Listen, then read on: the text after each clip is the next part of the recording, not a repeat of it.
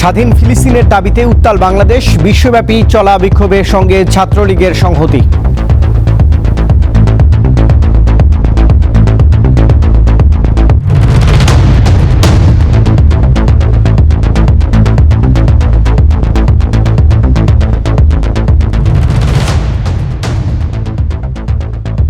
দর্শক, আমন্ত্রণ দীপ্ত সংবাদে আপনাদের সঙ্গে রয়েছে আমি রুবায়েত হাসান।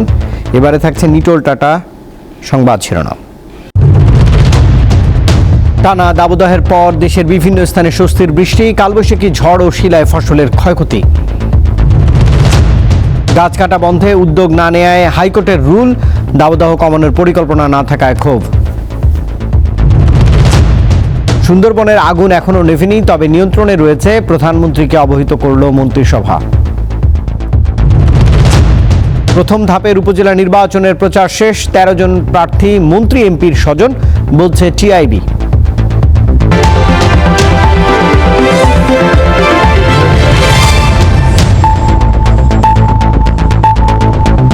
দর্শক, এবারে পুরো আয়োজন। যুক্তরাষ্ট্রের শিক্ষার্থীদের শান্তিপূর্ণ বিক্ষোভের সঙ্গে সংহতি জানিয়েছেন ব্রিটেনের অক্সফোর্ড ও কেমব্রিজ বিশ্ববিদ্যালয়ের শিক্ষার্থীরাও। ইসরায়েল বিরোধী বিক্ষোভের জেরে 15 মের স্নাতক সমাপনী অনুষ্ঠান বাতিল করেছে যুক্তরাষ্ট্রের কলাম্বিয়া বিশ্ববিদ্যালয়। যুক্তরাষ্ট্রের পর অন্তত 12টি দেশে ছড়িয়ে পড়েছে বিক্ষোভ। পিছু হটছে না শিক্ষার্থীরা, একের পর এক বিশ্ববিদ্যালয়ে ছড়িয়ে পড়ছে শান্তিপূর্ণ আন্দোলন। এখন পর্যন্ত যুক্তরাষ্ট্রে 50টিরও বেশি আন্দোলনের খবর পাওয়া গেছে। ইসরায়েল বিরোধী বিক্ষোভের জেরে বৃহৎ পরিসরে অনুষ্ঠিতব্য 15 মের স্নাতক সমাপনী অনুষ্ঠান বাতিল করেছে যুক্তরাষ্ট্রের কলাম্বিয়া বিশ্ববিদ্যালয়। ফিলিস্তিনিদের প্রতি সংহতি জানিয়ে পথে নেমেছেন ব্রিটেনের 2 বিশ্ববিদ্যালয়ের শিক্ষার্থীরা। সোমবার অক্সফোর্ড ও কেমব্রিজ বিশ্ববিদ্যালয় ক্যাম্পাসে বিক্ষোভ শুরু হয়। অক্সফোর্ড বিশ্ববিদ্যালয়ের পিট রিভার্স মিউজিয়ামের বাইরে অসংখ্য তাঁবু টাঙানো হয়েছে। কেমব্রিজ বিশ্ববিদ্যালয়ের কিংস কলেজের লনেও তাঁবু বসিয়েছেন শিক্ষার্থীরা। তারা বলছেন, বিশ্ববিদ্যালয় কর্তৃপক্ষ ইসরায়েলকে সমর্থন করায় তারা বিক্ষোভে নেমেছেন। গাজায় হামলা বন্ধের দাবিতে যুক্তরাষ্ট্র, ব্রিটেন ও ইরাক ছাড়াও নতুন করে বিক্ষোভ শুরু হয়েছে ফ্রান্স, জার্মানি, সুইজারল্যান্ড, আয়ারল্যান্ড ও মেক্সিকোতে। এছাড়া উত্তর আমেরিকা, এশিয়া ও মধ্যপ্রাচ্যের বিভিন্ন দেশে বিক্ষোভ কর্মসূচি পালন করছেন শিক্ষার্থীরা। এরই মধ্যে রাফা শহরের পূর্বাঞ্চলে বিমান হামলা চালিয়েছে ইসরায়েলি সেনাবাহিনী। সাবিকুন নাহার, দীপ্ত, বার্তাকক্ষ। ফিলিস্তিনের স্বাধীনতা এবং ইসরায়েল বিরোধী বিশ্বব্যাপী ছাত্র বিক্ষোভের সঙ্গে সংহতি প্রকাশ করতে পদযাত্রা ও সমাবেশ করেছে বাংলাদেশ ছাত্রলীগ। গাজায় গণহত্যার নিন্দা জানিয়ে ছাত্রলীগ নেতারা বলেন, আন্তর্জাতিক আইনের আওতায় হত্যাকারীদের শাস্তি দিতে হবে। বাংলাদেশে অবস্থানরত ফিলিস্তিনি শিক্ষার্থীরাও এতে অংশ নেন। ইসরায়েল বিরোধী বিশ্বব্যাপী ছাত্র বিক্ষোভের সঙ্গে সংহতি প্রকাশ করতে পূর্ব ঘোষিত কর্মসূচির অংশ হিসেবে ঢাকা বিশ্ববিদ্যালয়ের মধুর ক্যান্টিনের সামনে জড়ো হন বিশ্ববিদ্যালয়ের শিক্ষার্থীরা। বাংলাদেশের পতাকার পাশাপাশি ফিলিস্তিনি পতাকা প্রদর্শনের মধ্য দিয়ে কেন্দ্রীয় ছাত্রলীগের নেতৃত্বে বের হয় পদযাত্রা। কলাভবন, উপাচার্যের বাসভবনের সামনে দিয়ে শহীদ মিনার হয়ে পদযাত্রাটি টিএসসির সামনে রাজু ভাস্কর্যে গিয়ে শেষ হয়। এ সময় বিক্ষোভ সমাবেশে গাজায় ইসরায়েলের গণহত্যার নিন্দা জানান ছাত্রলীগ নেতারা। বলেন, ফিলিস্তিনিদের রক্ষায় বিশ্ব বিবেককে জেগে উঠতে হবে। অবিলম্বে গাজায় সংগঠিত এই নৃশংস যুদ্ধাপরাধের বৈশ্বিক স্বীকৃতি দেওয়ার মাধ্যমে এই অপরাধের এবং নৃশংসতার বিচার করতে হবে। এই জোয়ারের ঢেউ গিয়ে ওই গাজা উপত্যকায় লাগবে এবং গাজা উপত্যকা থেকে সকল অন্যায়, অবিচার, অপশাসন ভেসে যাবে। স্বাধীন ফিলিস্তিন রাষ্ট্র গঠনের মধ্য দিয়ে এ সংকটের সমাধান চান বাংলাদেশে অবস্থানরত ফিলিস্তিনি শিক্ষার্থীরা। 75 বছর ধরে ফিলিস্তিনের জনগণ মুক্তির জন্য অপেক্ষা করছে। লাখ লাখ মানুষ বাস্তুচ্যুত হয়েছে। স্বাধীনতা একদিন আসবেই। স্বাধীন রাষ্ট্র গঠন ছাড়া এর কোনো সমাধান নেই। এটা শুধু যুদ্ধ নয়, ফিলিস্তিনিদের জাতিগতভাবে নির্মূলের ষড়যন্ত্র চলছে। এই লড়াই সারা বিশ্বের আত্মমানবতার জন্য, এটা চালিয়ে যেতে হবে।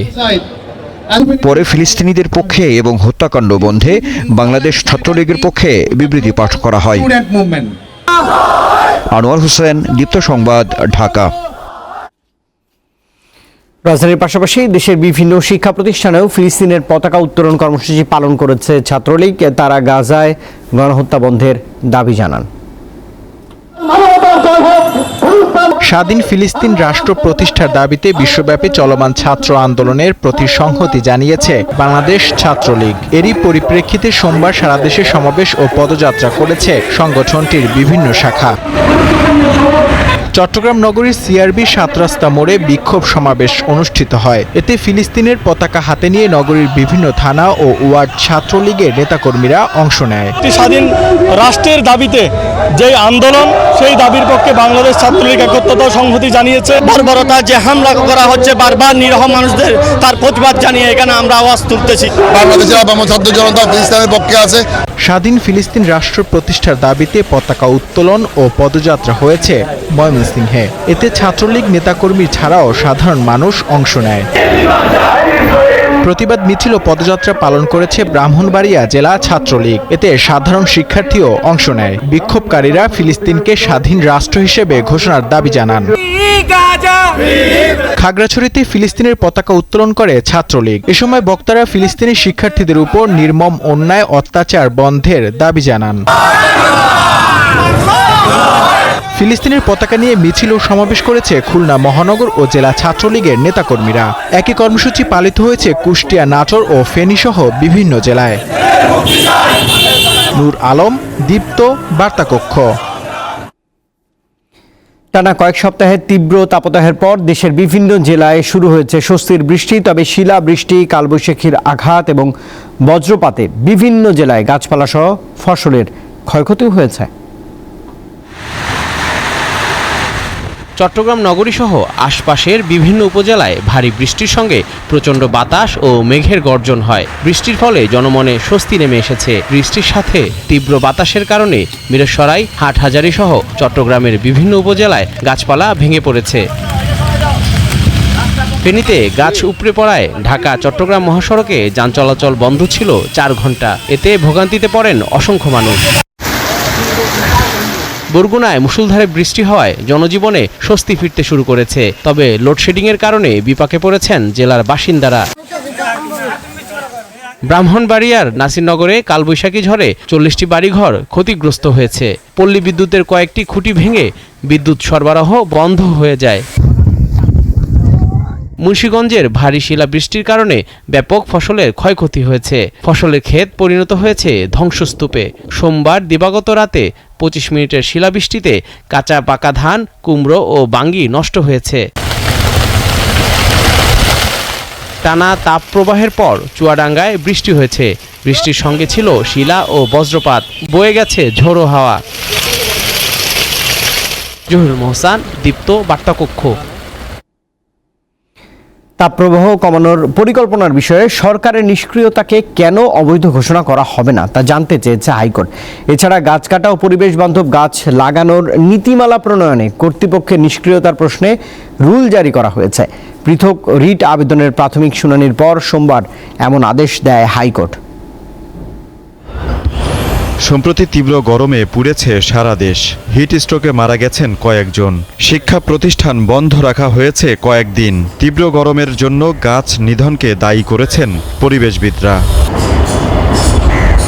এমন প্রেক্ষাপটে তাপ প্রবাহ কমাতে পরিবেশ বান্ধব গাছ লাগানোর নীতিমালা প্রণয়নের নির্দেশনা চেয়ে হাইকোর্টে পৃথক রিট দায়ের করেন 2 আইনজীবী। শুনানির পর বিচারপতি নাইমা হায়দার ও বিচারপতি কাজী জিনাত হকের বেঞ্চ রুল জারি করে। তাপদাহ কমানোর জন্য একটা লং টার্ম স্ট্র্যাটেজি কেন নেওয়া হবে না, পাশাপাশি একটা শর্ট টার্ম প্ল্যানের মধ্য দিয়ে এই ইমার্জেন্সি সিচুয়েশনকে ঝুঁকিপূর্ণ জায়গা থেকে দেশকে ফিরিয়ে আনার জন্য আমরা রুল চেয়েছি। গাছ লাগানোর বিষয়ে পরিবেশ বান্ধব নীতিমালা প্রণয়ন কেন করা হবে না তা জানতে চেয়েছে আদালত। পরিবেশ বান্ধব যে গাছ লাগানোর নীতিমালা, সেটাকে তারা কোনো ধরনের ব্যবস্থা কেন নেন নাই, এবং তাপদাহ এবং তাপপ্রবাহ এই দুইটার ক্ষেত্রে তারা কি ব্যবস্থা নিয়েছেন সেটাও তারা জানতে ব্যর্থ হয়েছেন। এই নিষ্ক্রিয়তাকে চ্যালেঞ্জ করে আমি মামলা করেছি এবং সেটাকে শুধু রুল দিয়েছেন। এদিকে পরিবেশ রক্ষায় রাজধানী ঢাকা সহ সারা দেশের গাছ কাটা বন্ধের নির্দেশনা চেয়ে আরেকটি রিট দায়ের করা হয়েছে হাইকোর্টে। এ বিষয়ে মঙ্গলবার আদেশ হওয়ার কথা রয়েছে। আজিজুল ইসলাম, দীপ্ত সংবাদ, ঢাকা। সুন্দরবনে আগুনের ঘটনার অগ্রগতি জানতে চেয়েছেন প্রধানমন্ত্রী শেখ হাসিনা। সোমবার মন্ত্রিসভার নিয়মিত বৈঠকে এই ব্যাপারে সংশ্লিষ্টদের দৃষ্টি আকর্ষণ করেন প্রধানমন্ত্রী। আগুন নেভেনি, তবে নিয়ন্ত্রণে রয়েছে বলে সরকার প্রধানকে জানান স্বরাষ্ট্রমন্ত্রী। গত শনিবার সকালে সুন্দরবনে আগুন লাগে। পূর্ব বন বিভাগের চাঁদপাই রেঞ্জের জিউধারা স্টেশনের আমরবুনিয়া টহলভাড়ি এলাকার বনাঞ্চলে ধোঁয়ার কুণ্ডুলি দেখতে পান স্থানীয়রা। প্রথমে বন বিভাগ ও স্থানীয়রা আগুন নিয়ন্ত্রণে কাজ শুরু করে। পরে ফায়ার সার্ভিসের 25টি ইউনিটের চেষ্টায় 30 ঘণ্টা পর আগুন নিয়ন্ত্রণে আসে। সোমবার মন্ত্রিসভার বৈঠকে সুন্দরবনের অগ্নিকাণ্ডের ঘটনার অগ্রগতি জানতে চান প্রধানমন্ত্রী শেখ হাসিনা। এ সময় তাঁকে ঘটনার বিস্তারিত অবহিত করেন স্বরাষ্ট্রমন্ত্রী আসাদুজ্জামান খান। বৈঠক শেষে সচিবালয়ে একথা জানান মন্ত্রিপরিষদ সচিব। সর্বশেষ পরিস্থিতি উনি যেটা জানিয়েছেন যে আগুন নিয়ন্ত্রণে আছে, আগুন 100% নিভে গেছে এরকম ভাবে না, নিয়ন্ত্রণে আছে। তো বনের আগুন নিভানোর ক্ষেত্রে আপনার সাথে সাথে ডিক্লেয়ার করা যায় না, তো এই জন্য তারা এখন ওখানে ক্লোজ মনিটরিং অবজারভেশনে রাখবেন আগামী কয়েকদিন, তারপর তারা ডিক্লেয়ার করবেন। 55 জন ফায়ার ফাইটার ও 150-এরও বেশি স্বেচ্ছাসেবীর চেষ্টায় আগুন নিয়ন্ত্রণে আসে। এটা খুব সহজ ছিল না বলে প্রধানমন্ত্রীকে জানিয়েছেন স্বরাষ্ট্রমন্ত্রী। 1.5 থেকে 2 কিলোমিটার দূরে ছিল পানির উৎস, সেখান থেকে পাওয়ার পাম্পের মাধ্যমে পানি এনে এখানে ব্যবহার করা হয়েছে। অনেক কষ্টে অনেক পরিশ্রম তারা করেছেন এবং রাত, প্রথম তো ওখানে গভীর জঙ্গল, সুতরাং রাতে কাজ করা যায়নি, দিনে দিনে কাজ করতে হয়েছে। ওখানে তো আরও অনেক রিস্কও ছিল, তাই না? মানে সবগুলো মিলিয়ে তারা খুব বড় একটা চ্যালেঞ্জিং টাস্ক তারা কমপ্লিট করেছেন। মন্ত্রিপরিষদ সচিব জানান, বৈঠকে বাংলাদেশ ও উজবেকিস্তানের মধ্যে দ্বিপাক্ষিক বিমান চলাচল চুক্তির খসড়া অনুমোদন দেওয়া হয়েছে। ফলে 19 বছর পর দুই দেশের মধ্যে সরাসরি বিমান চলাচল শুরু হতে যাচ্ছে। মিজানুর রহমান, দীপ্ত সংবাদ, ঢাকা।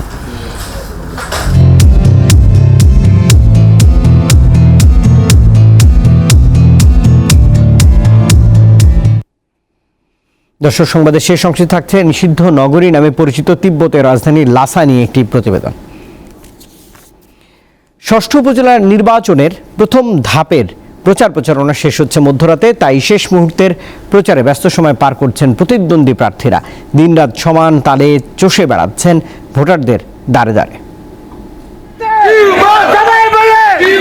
গাজীপুর সদর, কাপাসিয়া ও কালীগঞ্জ উপজেলায় বিরাজ করছে উৎসব মুখর পরিবেশ।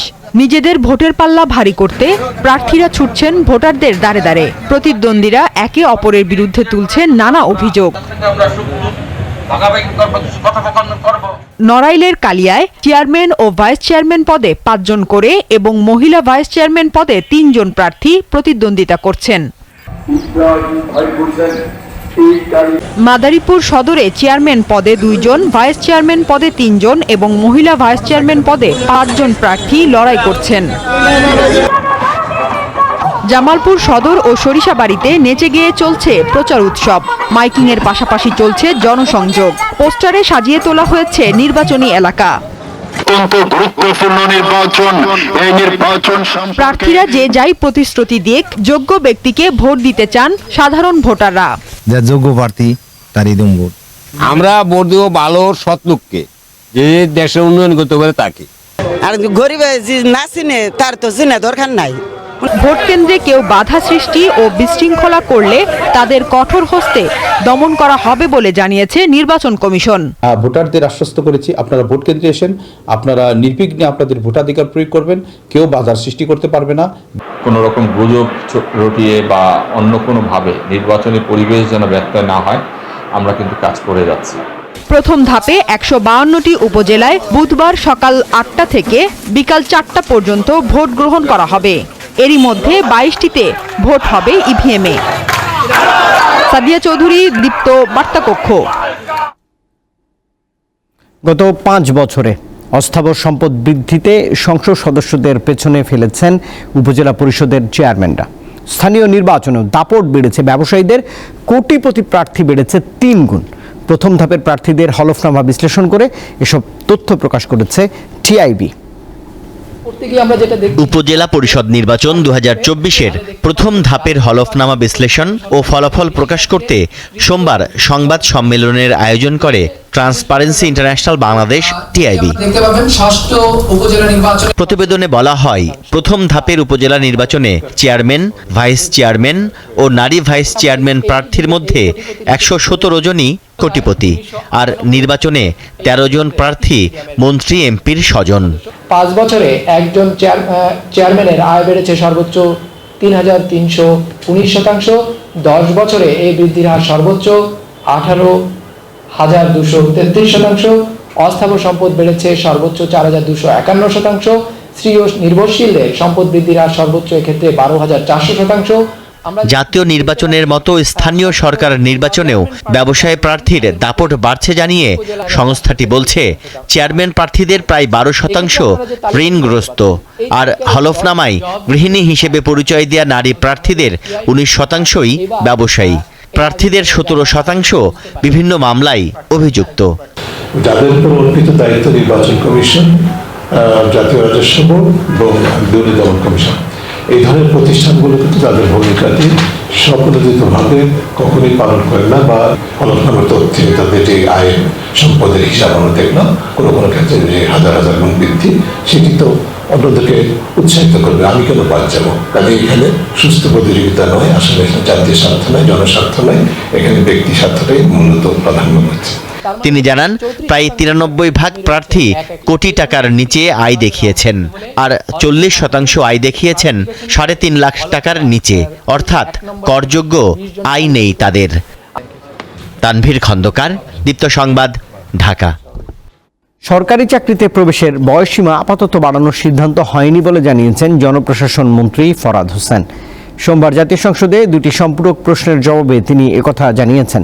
আওয়ামী লীগের সংসদ সদস্য রফিকুল ইসলাম বীর উত্তম ও সংরক্ষিত আসনে আওয়ামী লীগের সদস্য ফরিদা ইয়াসমিন এ সংক্রান্ত প্রশ্ন করেন।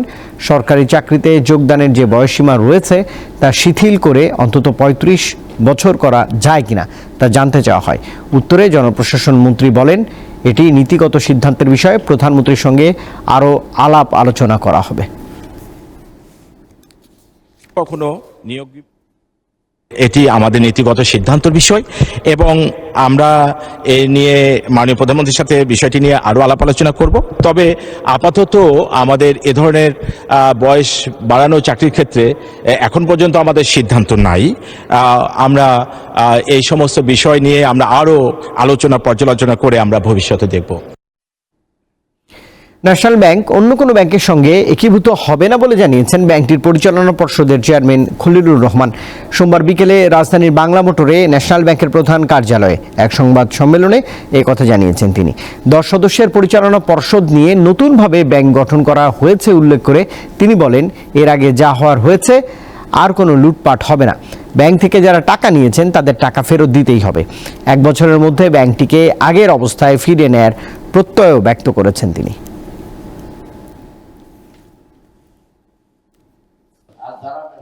আমরা লোন দিয়েছে, তারা আমাদের লোন ফেরত দিতে হবে, এটা তো কোনো মাপ নাই। সবাই সহযোগিতায় ব্যাংকটাকে আমরা 1 বছরের মধ্যে আগের নিয়ে যেতে পারবো আশা করি। রাজস্ব আহরণ আগামী 2024-25 অর্থ বছরের বাজেটের বড় চ্যালেঞ্জ বলে মনে করেন বিশ্লেষকরা। এমন পরিস্থিতিতে আরও 7 বছরের কর অবকাশ চান তথ্য প্রযুক্তি খাতের উদ্যোক্তারা। সোমবার পলিসি এক্সচেঞ্জের প্রাক বাজেট আলোচনায় ব্যবসা বান্ধব পদক্ষেপ এবং টেকসই কৃষির জন্য বিশেষ বরাদ্দ চান উদ্যোক্তারা। আগামী 2024-25 অর্থ বছরের বাজেট সামনে রেখে তৈরি পোশাক, চামড়া, কৃষি ও তথ্য প্রযুক্তি সহ দেশের উচ্চ সম্ভাবনাময় 6টি খাত নিয়ে সোমবার আলোচনা সভার আয়োজন করে পলিসি এক্সচেঞ্জ বাংলাদেশ। 3,90,000 কোটি টাকা IMF এর টার্গেট, সরকারের টার্গেট 4,10,000 কোটি টাকা। আমরা যদি প্রথম 3 কোয়ার্টার দেখি, মার্চ পর্যন্ত বোধহয় সরকারের টার্গেটের তুলনায় 21,000 কোটি টাকা শর্টেজ আছে, এবং শর্টেজটা থাকবে বলেই ধারণা করা হচ্ছে। তো তাহলে এই সময়টায় আমাদের রেভিনিউ বাড়ানো ছাড়া আমাদের কোনো উপায় নেই সামনের দিনে। আলোচনায় সুনির্দিষ্ট নীতিমালা সহ 2031 সাল পর্যন্ত কর অবকাশ চান তথ্য প্রযুক্তি খাতের উদ্যোক্তারা। এই ট্যাক্স যদি বসানো হয়, ডেফিনেটলি এটা ইন্ডাস্ট্রি স্লো ডাউন করবে, এবং স্লো ডাউন যদি করে এটা এফেক্ট করবে জব মার্কেটে। এদেরকে আমরা জবগুলো দিতে পারবো না। তাহলে কি হবে, এক্সিস্টিং যদি কোম্পানি স্লো ডাউন করে, এক্সিস্টিং যে স্কিল রিসোর্সেস আছে ইদার তারা দেশের বাইরে চলে যাবে, অলরেডি চলে যাচ্ছে। গভর্নমেন্টে ডিজিটালাইজেশনের ক্ষেত্রে আমাদের একটা ইনসেন্টিভ দরকার। আমরা প্রেসক্রাইব করেছি বিভিন্ন এরিয়া দিয়ে, সরকারকে বলেছি, কয়েক বছর ধরে বলে আসতেছি 5% ইনসেন্টিভ দেওয়া হোক। আমরা অত বেশি চাই না, অনেক ক্ষেত্রে 10% আছে না, আমরা 5% বলছি। এবং খাদ্য নিরাপত্তা নিশ্চিত করতে আধুনিক কৃষি প্রবর্তনের জন্য বাজেটে বরাদ্দ রাখার আহ্বান জানান এই খাতের উদ্যোক্তারা। প্রিসিশন এগ্রিকালচার এটাকে ইন্ট্রোডিউস করতে হবে, প্রিসিশন এগ্রিকালচারে চালু করতে হবে, কারণ টেম্পারেচার বাড়ছে এবং এমন একটা অবস্থা তৈরি হচ্ছে যে একটা নর্মাল এগ্রিকালচারটা থ্রেট হচ্ছে।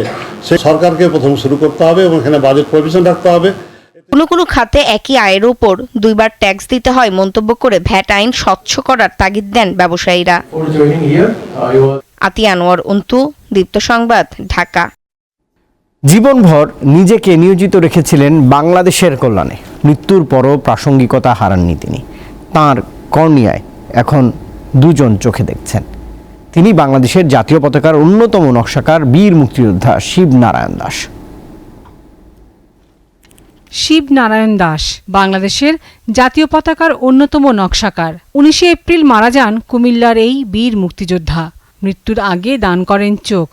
তার কর্নিয়ার মাধ্যমে এখন পৃথিবীর আলো দেখছেন রংপুরের মশিউর রহমান ও চাঁদপুরের আবুল কালাম। সোমবার বঙ্গবন্ধু শেখ মুজিব মেডিকেল বিশ্ববিদ্যালয়ে সংবাদ সম্মেলনে কর্নিয়া গ্রহণকারীদের উপস্থিতিতে এই তথ্য তুলে ধরা হয়। ধন্যবাদ জানাই ওনার পরিবারকে, যে ওনার পরিবার সচেতন থাকার কারণে কর্নিয়া আমার চোখে স্থানান্তর হয়েছে। ইনশাআল্লাহ আমি অনেকটা ভালো লাগতে পারছি। ছোটবেলা থেকে আমার এই বাম চোখে দেখতাম না কিছুই, তারপরে কর্নিয়া লাগানোর পরে এখন আস্তে আস্তে আমার দৃষ্টিশক্তি আসতেছে। মশিউর রহমানের অপারেশন হয় বঙ্গবন্ধু মেডিকেলে, আর আবুল কালামের হয় সন্ধানী চক্ষু হাসপাতালে। সন্ধানী টোটাল টিম এসে কর্নিয়া দুটো কালেকশন করা হয়, আমরা ইভালুয়েট করি। সেদিন যেহেতু শুক্রবার ছিল 19 এপ্রিল, পরের দিন শনিবারে আমরা দুটো কর্নিয়া ট্রান্সপ্লান্ট করি দুজন পেশেন্টের চোখে। ওনারা দুজন দুই রকমের চক্ষু রোগ নিয়ে এখানে এসেছিলেন আমাদের কাছে। তারা অলরেডি সন্ধানীতে নথিভুক্ত রেসিপিয়েন্ট বা কর্নিয়ার জন্য উপযুক্ত রোগী হিসেবে লিস্টেড ছিলেন। বঙ্গবন্ধু শেখ মুজিব মেডিকেল বিশ্ববিদ্যালয়ের উপাচার্য জানান, কুসংস্কার দেশে চক্ষুদানের ক্ষেত্রে একটি বাধা। বাংলাদেশের মানুষের কিন্তু কর্নিয়া দান করার ব্যাপারে এখনো একটা কুসংস্কার বা সামাজিক ব্যারিয়ার বা ধর্মীয় ব্যারিয়ার কাজ করে। লাবণী গুহ, দীপ্ত সংবাদ, ঢাকা। জাতীয় নিরাপত্তা, ই গভর্নেন্স এবং ই ফাইলিং ব্যবস্থার পাশাপাশি স্বাস্থ্য ও সামাজিক পরিষেবাগুলোর সর্বোচ্চ নিরাপত্তা নিশ্চিত করতে নিজস্ব ক্লাউড সেবা চালু করল সরকার। এই উদ্যোগ স্মার্ট বাংলাদেশের পথে এগিয়ে যাওয়ার গুরুত্বপূর্ণ একটি ধাপ বলে মনে করছে সরকার। এই সেবা চালুর ফলে সংরক্ষণকৃত তথ্য দ্রুত পাওয়া যাবে বলেও জানান আইসিটি মন্ত্রণালয়ের শীর্ষ কর্তারা। বাসার কম্পিউটার বা ল্যাপটপের হার্ড ড্রাইভে ছবি, ভিডিও বা তথ্য সংরক্ষণ করে রাখা হয়, কিন্তু সেই সব তথ্য কম্পিউটারের পরিবর্তে অনলাইনে রাখার সার্ভিসকে বলা হয় ক্লাউড। গুগল ড্রাইভ ও ড্রপবক্স এক ধরনের ক্লাউড সেবা। বাংলাদেশের বেশিরভাগ ডেটা সিঙ্গাপুর সার্ভারের মাধ্যমে প্রবেশ করে। এর ফলে প্রচলিত ব্যবস্থায় পুরো ডেটা অ্যাক্সেস থাকে সিঙ্গাপুরের সরকারের নিয়ন্ত্রণে। সিঙ্গাপুর থেকে বাংলাদেশে ডেটা স্থানান্তরে সময় লাগে প্রায় 60 মিলিসেকেন্ড, খরচও হয় বেশি। এমন অবস্থায় রাষ্ট্রের ও ব্যক্তির তথ্য নিজ দেশের ভেতরে সুরক্ষিত রাখতে যাত্রা শুরু করলো বাংলাদেশ গভর্নমেন্ট ক্লাউড। সোমবার রাজধানীর একটি হোটেলে এই সেবা উদ্বোধন করা হয়। স্মার্ট বাংলাদেশ বিনির্মাণের মতো মৌলিক অধিকার বাস্তবায়নে শুধু হার্ডওয়্যার নয়, কাজ করতে হবে আইনি কাঠামো ও প্রযুক্তিগত সক্ষমতা নিয়েও। ভবিষ্যতের সম্পদ তথ্য, যা 17 কোটি মানুষের দেশে প্রতিনিয়ত সৃষ্টি হচ্ছে। ফলে ভবিষ্যৎ উন্নয়নের যে প্রতিবন্ধকতা রয়েছে তার প্রস্তুতি মানসম্মত ডেটা সেন্টারের মাধ্যমে করা সম্ভব।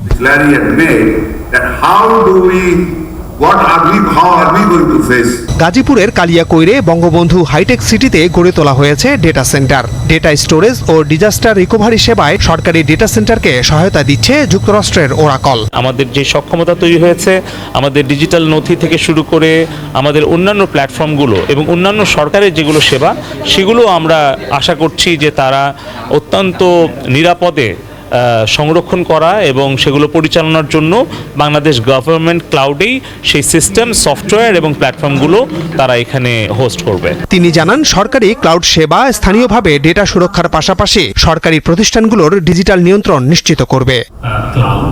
মাহমুদ শাওন, দীপ্ত সংবাদ, ঢাকা। টাঙ্গাইল শাড়ির জিআই সত্ত্ব রক্ষায় লড়তে ভারতে আইনজীবী নিয়োগ দিয়েছে সরকার। এছাড়া দেশের বিভিন্ন অঞ্চলের শতাধিক জিআই পণ্যের তালিকা করে আদালতে দাখিল করা হয়েছে। সোমবার শিল্প মন্ত্রণালয়ের পক্ষ থেকে আদালতে দেয়া প্রতিবেদনে এসব তথ্য উঠে এসেছে। বিচারপতি মোহাম্মদ খুরশিদ আলম সরকারের বেঞ্চে লিখিতভাবে এই তথ্য জানানো হয়। একটি রিটের শুনানি শেষে গত 19 ফেব্রুয়ারি বাংলাদেশের সকল জিআই পণ্যের তালিকা করতে সরকারকে নির্দেশ দেয় হাইকোর্ট।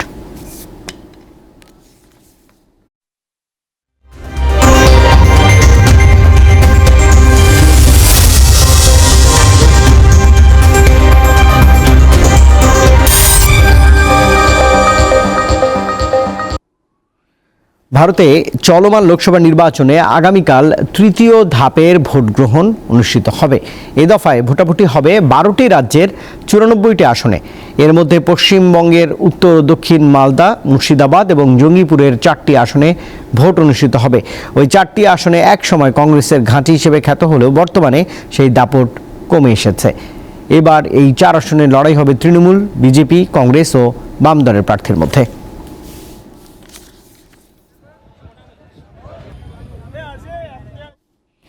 5 বছরের মধ্যে এই প্রথমবার ইউরোপীয় ইউনিয়ন সফর করছেন চীনের প্রেসিডেন্ট শি জিনপিং। এর অংশ হিসেবে যাবেন ফ্রান্স, সার্বিয়া এবং হাঙ্গেরিতে। শুরুতে তিনি ফ্রান্স সফর করছেন। স্থানীয় সময় সোমবার প্যারিসে দেশটির প্রেসিডেন্ট ইমানুয়েল ম্যাক্রোন এবং ইউরোপিয়ান কমিশনের প্রেসিডেন্ট উর্সুলা ভন ডার লেয়েনের সঙ্গে শি জিনপিংয়ের বৈঠক হবার কথা রয়েছে। চীনা প্রেসিডেন্ট 3টি লক্ষ্য নিয়ে ইউরোপ সফর করছেন। এর মধ্যে ইউক্রেন যুদ্ধে রাশিয়াকে সমর্থন করা, ইউরোপের সঙ্গে চীনের যে দূরত্ব তৈরি হয়েছে তা কমানোর চেষ্টা করা। সফরকারী জিম্বাবুয়ের বিপক্ষে তৃতীয় টি-20তে আগামীকাল মাঠে নামবে বাংলাদেশ। চট্টগ্রামে ম্যাচ শুরু হবে বাংলাদেশ সময় দুপুর 3টায়। প্রথম 2 ম্যাচে সহজেই জিম্বাবুয়েকে হারিয়ে সিরিজে 2-0 ব্যবধানে এগিয়ে রয়েছে স্বাগতিকরা। এখন ঢাকায় ফেরার আগে সিরিজ জয়ের কাজটা সেরে নিতে চায় টাইগাররা। অন্যদিকে সিরিজ বাঁচিয়ে রাখতে আগামীকাল তৃতীয় ম্যাচে জয়ের কোনো বিকল্প নেই জিম্বাবুয়ের সামনে। পেছনের ভুল ত্রুটি শুধরে তৃতীয় টি-20তে ঘুরে দাঁড়ানোর লক্ষ্য সিকান্দার রাজার দলের।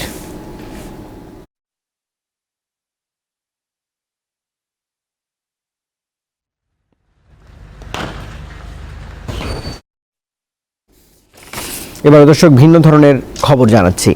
নিষিদ্ধ নগরী নামে পরিচিত তিব্বতের রাজধানী লাসা।